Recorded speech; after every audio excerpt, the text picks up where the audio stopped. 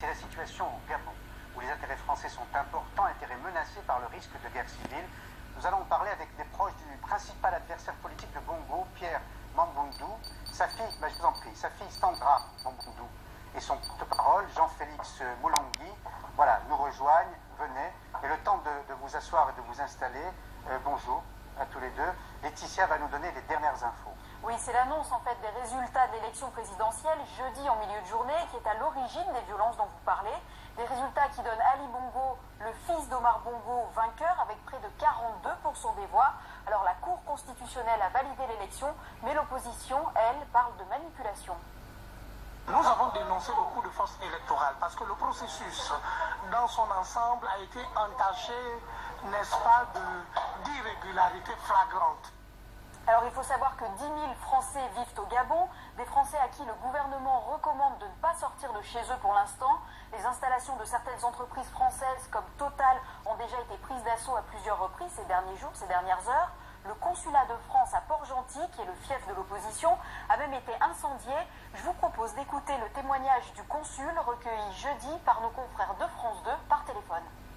Envahi donc par des manifestants, nous nous sommes retranchés à l'intérieur et donc ces manifestants ont essayé de rentrer à l'intérieur du consulat et ont mis le feu au consulat. Ils l'ont incendié, oui. Ce sont les militaires français qui ont exfiltré les personnels du consulat? Effectivement. Alors Bernard Kouchner précise qu'un plan d'évacuation est prévu en cas d'aggravation de la situation, même si pour l'instant le ministre des Affaires étrangères se veut plutôt rassurant. Les partis nous disent que ce sont des éléments qui ont échappé au contrôle, qui ont été furieux, etc., et que ça ne se reproduira pas. J'espère que c'est vrai. En tout cas, nous sommes très attentifs pour la protection de nos ressortissants. Sandra Mamboundou, donc bonjour. Merci d'être là avec Jean-Félix Moulangui, le porte-parole du parti que préside votre papa. Aujourd'hui, il est 19h34, samedi. Avez-vous des nouvelles de votre père? Nous n'avons aucune nouvelle de notre père depuis jeudi matin. Nous sommes très préoccupés par son état. Nous ne savons pas où il est. Nous n'avons eu aucun contact depuis jeudi matin. Alors vous dites par son état, justement, votre maman disait à Libé, Geoffrey nous a quittés parce qu'il travaille, qu'il avait été blessé. Tout à fait. À la tête et à l'épaule, grièvement blessé. Et nous n'avons aucun moyen de rentrer en contact avec lui. Et grièvement blessé, vous en avez la certitude? Oui. Quand vous dites il a disparu, quelle est votre intuition? Quelle est votre hypothèse? Aujourd'hui, il se trouve que déjà en 89, vous étiez à la 5, à l'époque avec Jean-Claude Bourret, quand M. Mamboundou avait été expulsé en direction du Sénégal, parce qu'il venait de créer l'UPG. Aujourd'hui, c'est l'Union du peuple gabonais. Exactement. Aujourd'hui, c'est quoi la réalité? Nous sommes en face d'un coup d'État, d'un hold-up électoral. Vous dites coup d'État? Bien sûr, d'une tentative d'assassinat. Et la suite, vous la connaissez. Alors, vous dites coup d'État, il y avait quand même, lors de cette élection, 300 observateurs et gabonais et internationaux qui ont en quelque sorte validé, semble-t-il, cette élection. Donc, est-ce que vous avez la preuve d'une fraude, évidemment massive, électorale? Et cela est arrivé parce que, aujourd'hui, au Gabon, il y a une loi électorale. Lorsqu'on termine le scrutin, il y a ce qu'on appelle des procès-verbaux. Tous les représentants des candidats avaient un procès-verbal. Dans ces différents procès-verbaux, c'était M. Mamboundou qui avait gagné l'élection présidentielle. Pourquoi M. Bongo, dimanche, n'avait pas publié les résultats? A-t-il pris tout ce temps? Parce qu'il a tenté d'acheter les différents présidents des bureaux afin de verser des résultats. Il se passe que M. Mamboundou va dans la rue pour manifester de manière à ce que, à la CENAP, qui est la Commission électorale nationale permanente, puisse publier ses résultats. Alors, manifester, dites-vous, et on apprend que ceux qui ont manifesté à Port-Gentil, qui est une ville importante, la capitale économique du pays, au sud de Libreville, ont manifesté de façon assez violente, et on dit que ce sont des partisans de votre papa, de votre parti, qui ont attaqué par exemple le consulat français. Non, et il est faux de dire que ce sont les partisans de M. Mamboundou. Et qui ont incendié. Non, sachez que Port-Gentil, c'est la capitale économique du Gabon, où se trouvent toutes les populations flottantes, n'est-ce pas? Par ailleurs, il y a eu d'abord des actes de violence. Il y a eu des tirs contre la maison de M. Ndao, qui était directeur de campagne de M. Mamboundou. Il y a eu aussi des tirs à Libreville contre la télévision de M. André Mbarbam, qui a été aussi blessé lorsque l'armée gabonaise a tiré à balles réelles. Il y a une question qui est posée par un téléspectateur. Le gouvernement français a-t-il une position neutre dans ce scrutin? Quel est votre avis? Vous savez, aujourd'hui, les Français et étrangers qui vivent au Gabon, ils travaillent au Gabon, vivent depuis très longtemps en harmonie avec les Gabonais. M. Mamboundou est un homme de paix. Hein. Attendez, c'est important ce que vous dites. Parce qu'on avait cru comprendre le contraire. Vous ne mettez pas en cause l'attitude de la France dans ce scrutin. Et pour ce qui nous concerne, les Gabonais sont frustrés. Il y a eu un enveloppe électoral.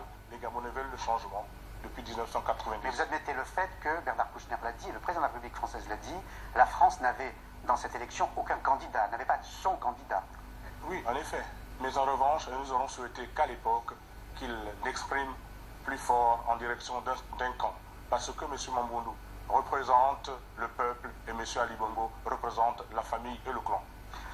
Alors Jean-Félix Moulongui a beaucoup parlé, avec un propos très politique évidemment, en tant que porte-parole du parti de votre papa, mais vous comme fille, comment vivez-vous la situation? J'ai lu que votre mère l'a vu très peu souvent ces dernières années. Pour quelle raison? Il a été donc exilé au Sénégal. La dernière fois que nous avons eu l'occasion, moi et ma famille, parce qu'il ne faut pas oublier donc mes frères et sœurs, j'ai 4 frères et sœurs. Vous vivez ici à Paris? Nous vivons en région parisienne, tout à fait. Nous n'avons eu l'occasion de le voir tous ensemble qu'à cette époque, il y a 15 ans. Donc ça fait 15 ans que nous n'avons pas vu notre père. C'est un combat très difficile à mener. Attendez, excusez-moi, ça fait 15 ans, c'est-à-dire que les allers-retours ne sont pas possibles entre l'Afrique et la France?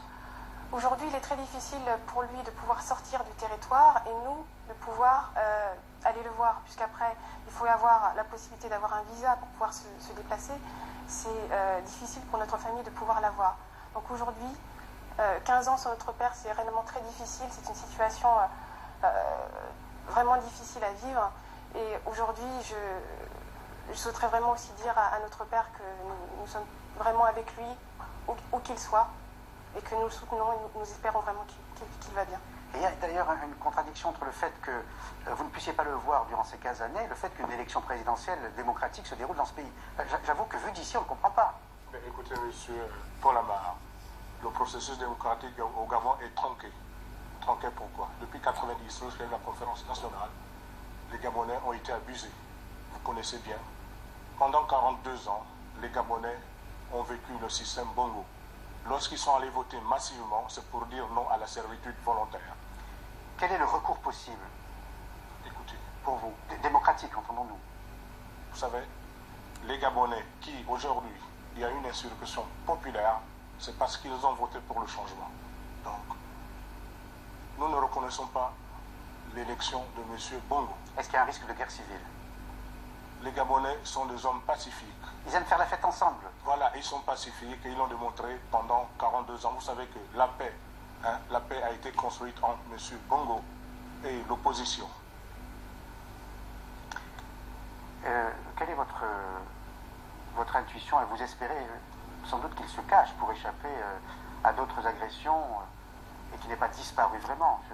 Il n'y a aucun moyen d'avoir, même parmi ses proches, tu as fini. Porte-parole ou vous-même, sa famille? Non. Attendez, il y a les SMS, il y a les téléphones. Non, mais du tout. Et moi, je peux vous dire. Il y a le net. Et pour arriver ici à votre émission, je suis moi-même menacé de mort, ma femme et mes enfants. Pour arriver ici à votre émission, je devais prendre un train pour venir ici. Il a fallu que je puisse faire appel à des amis, parce que il y a des babous qui me suivent depuis très longtemps. Alors, à partir de là, vous savez, M. Mamboundou est en danger, ainsi que son compagnon de fortune, l'ancien ministre de l'Intérieur, André Mbarbam. Merci beaucoup. Mais et simplement, s'il vous plaît, et je voulais simplement terminer, puisque vous m'avez demandé, et quelle est l'issue? L'issue, j'ai lu Libération du vendredi 4 septembre, hein, l'éditorial de François Sergent, qui dit ceci. Comme le disait Sarkozy lui-même dans son discours de Dakar, s'adressant à la jeunesse africaine, si vous choisissez la démocratie, la liberté, la justice et le droit, alors la France s'associera à vous pour les construire. La jeunesse, pour l'heure, attend le soutien de la France. La jeunesse gabonaise attend le soutien de la France. Merci beaucoup. Oui. Pour lancer un appel. Aujourd'hui, nous n'avons aucun moyen de rentrer en contact avec notre père. M. Kouchner a indiqué qu'il était en contact avec les 3 candidats. Je souhaitais vraiment appeler M. Sarkozy à l'aide pour que l'on puisse avoir des nouvelles de notre père, également qu'il puisse recevoir les soins adaptés aux blessures qu'il a aujourd'hui. Nous ne savons pas s'il peut recevoir les soins adaptés et nous savons très bien que les hôpitaux du Gabon ne pourront pas lui fournir les soins nécessaires.